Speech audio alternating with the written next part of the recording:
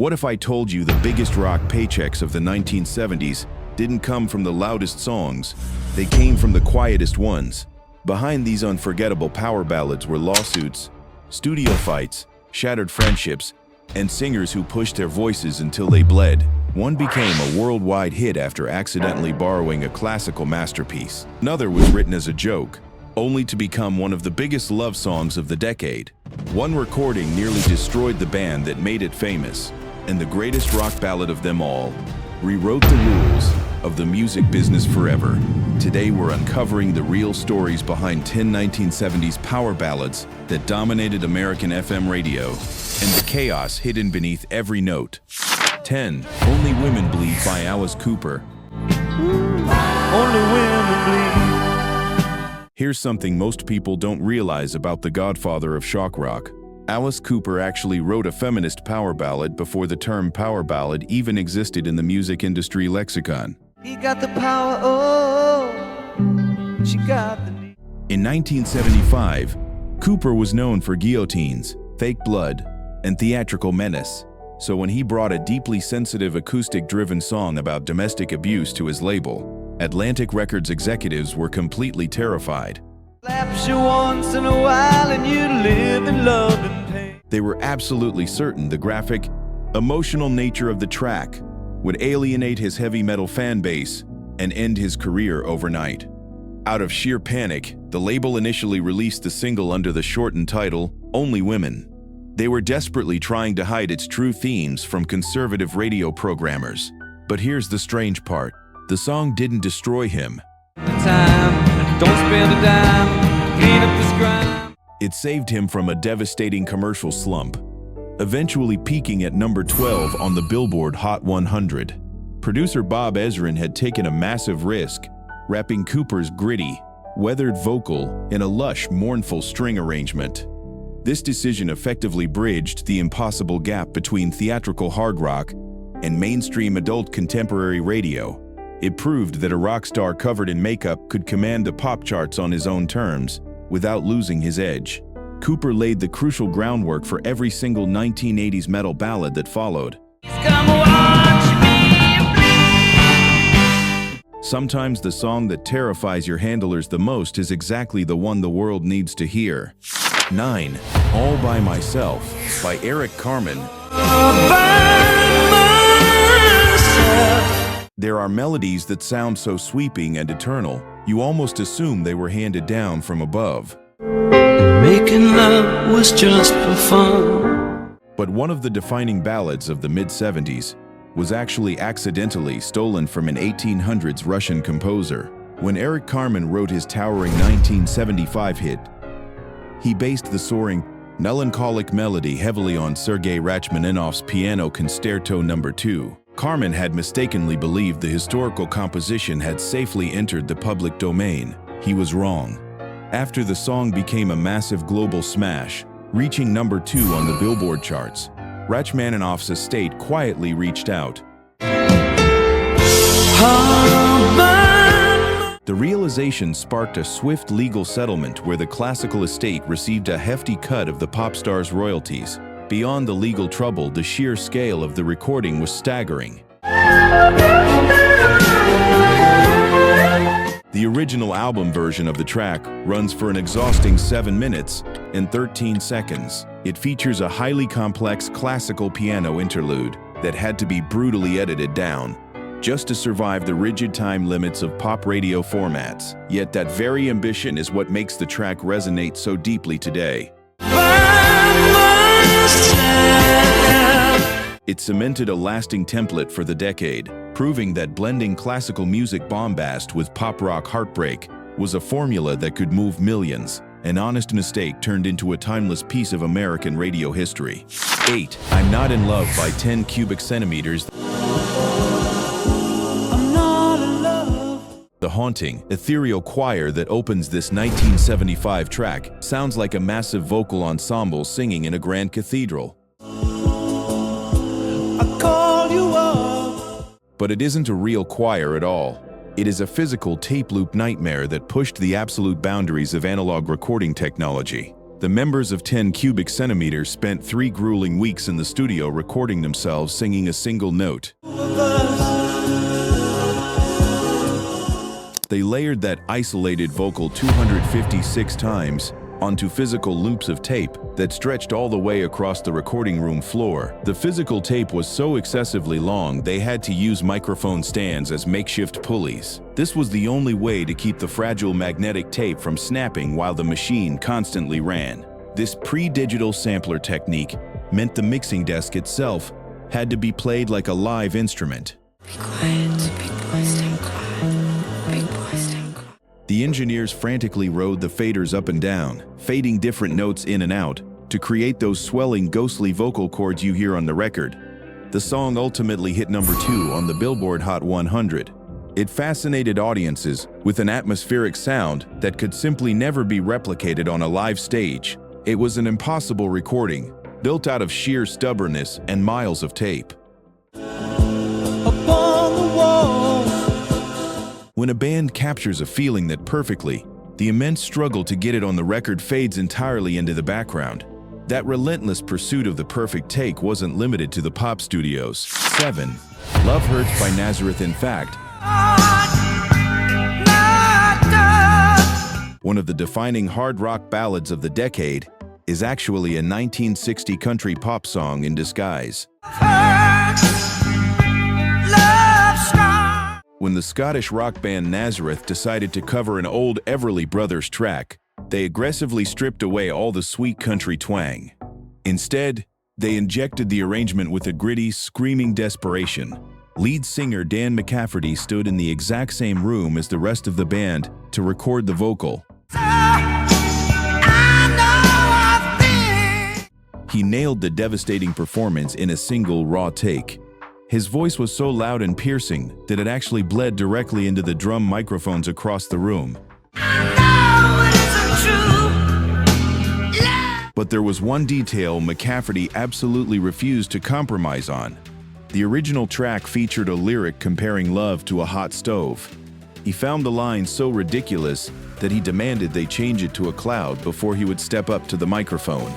The track climbed to number 8 on the Billboard Hot 100 in 1974. It proved, once and for all, that a hard rock band could completely hijack a soft pop song and transform it into a massive, arena-shaking anthem. Love is just a lie. A great song can wear any disguise you put it in. 6. 2 out of 3 Ain't Bad by Meatloaf. 2 out of 3 ain't bad. Sometimes the deepest emotions come from the most cynical places. But that ain't getting us nowhere. This sweeping, dramatic ballad from 1977 was actually written specifically as a sarcastic joke to mock the Eagles. Songwriter Jim Steinman had been pulled aside by a frustrated record executive. The executive complained that Steinman's operatic rock songs were simply too weird for radio. He told the composer to go away and write something simple and safe, something like the Eagles. Annoyed by the demand, Steinman immediately sat down to parody their breezy California country rock style. He even lifted the title directly from a passing comment made in the recording studio. But when Meat Loaf stepped into the vocal booth, the joke disappeared entirely. 2 out of 3 ain't bad. He delivered a performance of such intense, staggering power that he literally required an oxygen mask after recording the final choruses. Oh, telling me I want you. The sheer physical toll of the take was brutal, and the result peaked at number 11 on the Hot 100, becoming the singer's biggest American hit of the decade. Think about that for a second. A song written out of pure spite became a defining soundtrack for heartbreak. It proved that even a parody can move millions of people if the singer delivers it with absolute conviction. 2 out of 3 ain't bad. The audience never cares where the pain comes from, as long as they can feel it. 5. If You Leave Me Now by Chicago. And if you leave me now, you take Success in the music industry often comes with a devastating price tag. If you leave me now. For Chicago, the biggest song of their entire career was the exact track that destroyed their original identity. In 1976, They were known as a brassy, complex, and fiercely political jazz rock group, but this particular track sidelined their prominent horn section almost entirely. Instead, the arrangement relied heavily on gentle acoustic guitars and sweeping studio strings.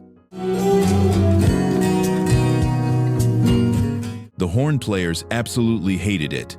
The resentment was so deep that the song was nearly left off the Chicago X album completely.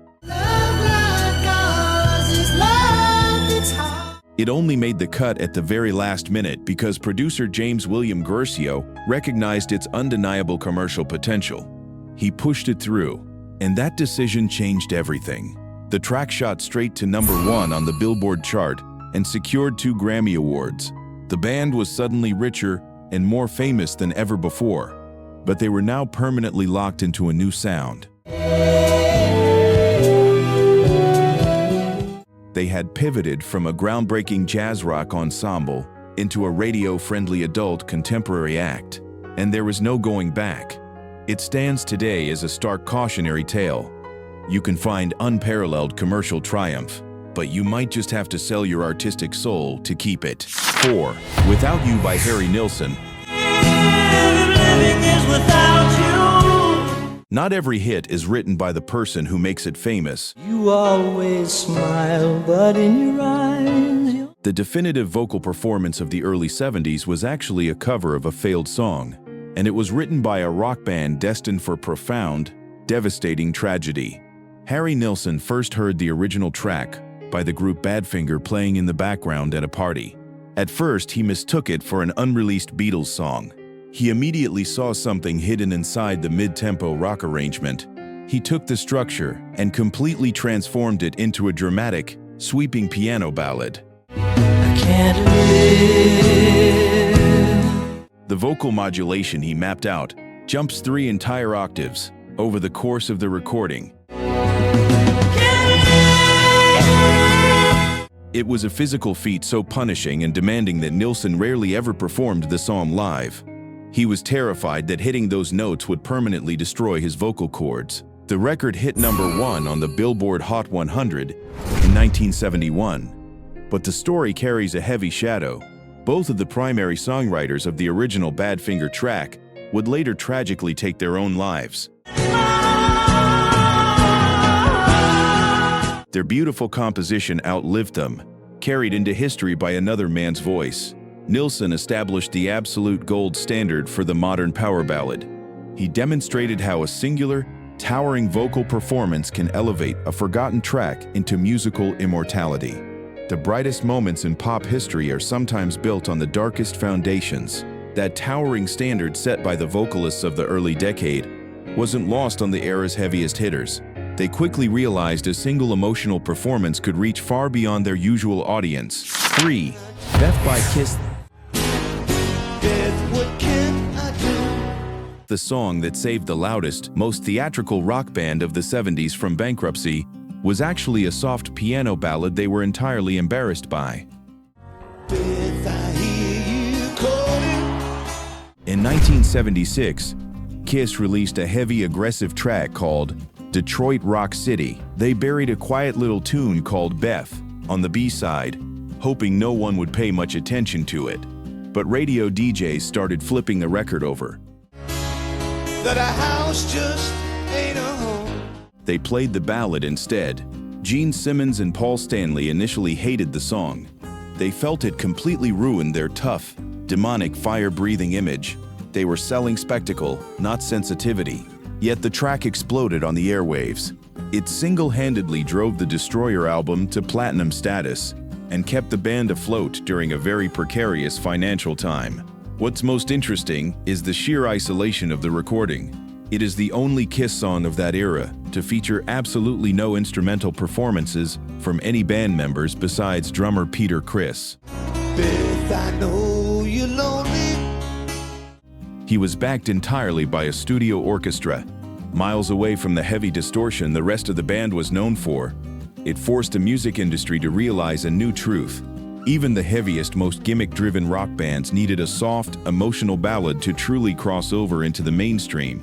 Beth, what can I do? You can hide behind the makeup, but eventually, you have to show the audience your face. 2. Dream On by Aerosmith. The pressure to find that authentic voice could push a singer to the absolute brink. Steven Tyler hid his real singing voice for years. This track was his desperate final gamble to save Aerosmith from being dropped by their label. Tyler had actually spent years working on the haunting piano chord progression. He tinkered with it long before the band even existed, searching for the right phrasing. But when he joined the local rock scene, he adopted a fake, bluesy vocal style just to fit in with what was popular in the clubs. When it came time to record this ballad, the stakes were incredibly high. He finally dropped the act. He sang in his true raw register, exposing a vulnerability he had kept hidden. The song actually flopped upon its initial 1973 release. It took a successful re-release 2 years later to finally push it to number 6 on the Billboard Hot 1. The climax of the track is physically punishing. It features throat-shredding screams that push Tyler's vocal cords to the point of literal bleeding in the studio. He gave everything he had, physically and emotionally, to the microphone. It is widely considered the first true American hard rock power ballad, setting the definitive blueprint for the slow build rock anthem. Sometimes you have to tear yourself apart to find the sound that will make you immortal. 1. Stairway to Heaven by Led Zeppelin. There is one track that casts a shadow over all the rest. It glitters as gold, and she's by. The most famous rock ballad in history deliberately broke every single rule of radio play, yet it became the most requested song of the entire decade. It was never even released as a single. Atlantic Records executives practically begged Led Zeppelin to edit the 8-minute opus down for radio. They wanted a tidy, 3-minute version they could easily sell to the masses. But manager Peter Grant adamantly refused to alter a single second. And that's where everything changes. This stubborn refusal forced millions of fans to go out and buy the entire untitled Led Zeppelin 4 album just to hear the track. They couldn't get it anywhere else. Meanwhile, inside the studio, the creation of the track was remarkably loose. Jimmy Page composed the defining guitar solo entirely on the fly. He recorded just 3 takes and simply picked the best one. But the arrangement itself was a masterclass in musical tension. The song's tempo gradually and continuously accelerates throughout its entire 8-minute runtime. It is a subtle psychological trick. It slowly pulls the listener toward its explosive climax, without them even realizing they are moving faster and faster. Stairway to Heaven didn't just define the 1970s power ballad. It completely rewrote the laws of music commerce. It proved that a band could achieve total global dominance without ever bowing to the rigid demands of the top 40 singles chart. They built a monument on their own terms, and the world had no choice but to look up at it. These 10 tracks prove that the softest moments of the 1970s often had the hardest origins. Behind every tear-jerking lyric and swelling string section lay bitter legal battles, studio fistfights, and bands desperately fighting for their very survival. We listen to these songs to feel comforted or to remember a specific moment in time. We sway in the crowd and hold up our lighters. But the true power of a power ballad isn't just in its melody. It is in the unseen blood, sweat, and sacrifice left on the studio floor by artists who had everything to lose. Some songs merely become hits. Others define an entire era.